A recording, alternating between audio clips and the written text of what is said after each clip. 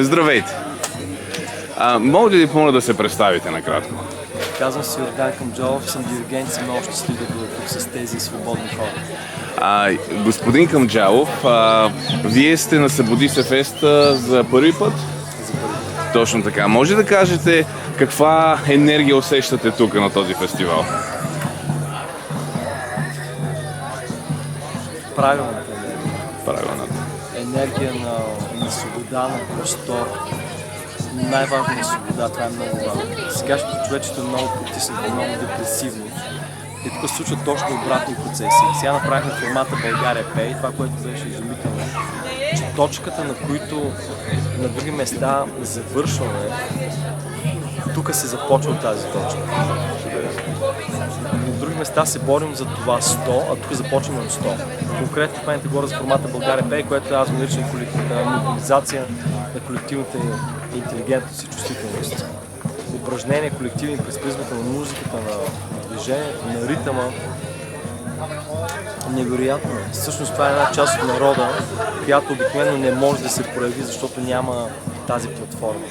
Фестивалът Събуди се една платформа за свобода и за творчество. Чудесно. А виждате ли нещо общо между мисията на Събуди се на този фестивал и вашата лична мисия в живота и през вашата кариера? Мисля, че обединяването на хора, които да искат да живеят в един хуманен свят, в един творчески свят, в един свободен свят, е нещо първостепенно и там паралел е абсолютно. Мисля, че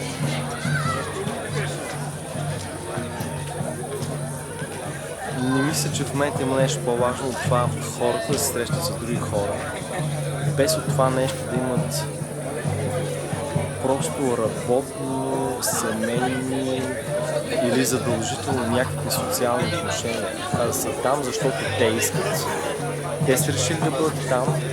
Те творят, защото искат да творят. Да са на място, къде да се... Вижте, това е много особено.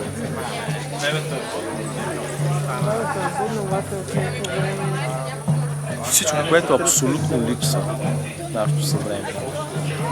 Свобода, човечност, единство тук има. Има и свобода, има и човечност, има единство и творчество. Тоест основните дефицити на нашата цивилизация тук отсъстват. Чудесно, много хубаво, много красиво. А може ли да кажете подобно на това точно, какво според вас българския народ има нужда да събуди от себе си, да се пробуди за? Истината е, че за всичко трябва да се пробуждаме, всеки за различни неща, но мисля, че на първо място трябва да се събудим за това, че всяко противопоставяне е абсолютно погрешно, фатално и губене на време, на енергия, на ресурси. Трябва да се събудим за това, че сме едно. Трябва да се събудим за това, че ще оцелеем само ако сме заедно.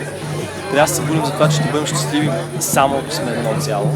Трябва да се събудим за това, че ще бъдем истински здрави, успешни, радостни, съществуващи като общество, само ако ликвидираме всички излишни граници, които са издигнати изкуствено между нас.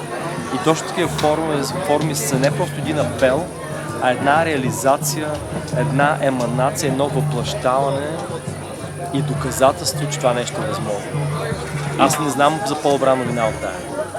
И за да направим тази ликвидация от заспалостта от матрицата, ако позволите, ни трябва малко дързост, ако не се лъжа, да. Както тази книга във вашите ръце. Да, дързост. И това е един ауфтакт към моята биография на Софтпрес. Дързост,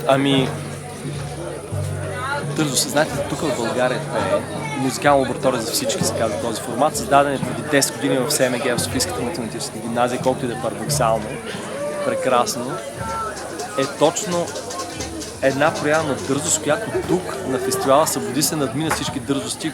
Този фестивал се провежда винаги на знакови места в България. Ето в СМГ, Шипка, Античен театър в Пловдив, НДК и така нататък. На поредно емблематично място се проведе този фестивал и тук беше създаден нов стандарт на дързостта. Чудесно. Говорихме с организаторите, че такова нещо не може просто да спре. И че вероятно ще се опитаме да направим устойчива традиция България пее да звучи често на фестивал. Чудесно. За да събуждаме точно тази колективна чувствителност и интелигентност през призмата на музиката, през призмата на ритъма, през призмата на словото, през ритъма изобщо на творчеството. Чудесно. Един последен въпрос. Ако някой гледа това видео и се чуди, този фестивал се буди се да хода или да не хода, какво послание бихте му отправили на този колебащ се човек? Знаете ли, аз ще кажа, този фестивал изобщо не е за всеки. Ако някой иска да дойде със своите граници, да ни идва. Ако някой иска да дойде със своите предразсъдъци, да ни идва. А ако някой иска да дойде като една нещастна, пасивна публика, да ни идва. Ако някой иска някъде да си почива, също да ни идва.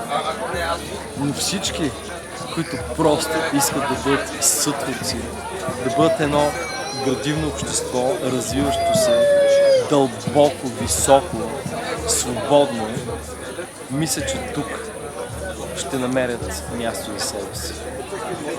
Чудесно. Добре, много ви благодаря, господин Канчалов. Благодаря ви. Надявам се, че ви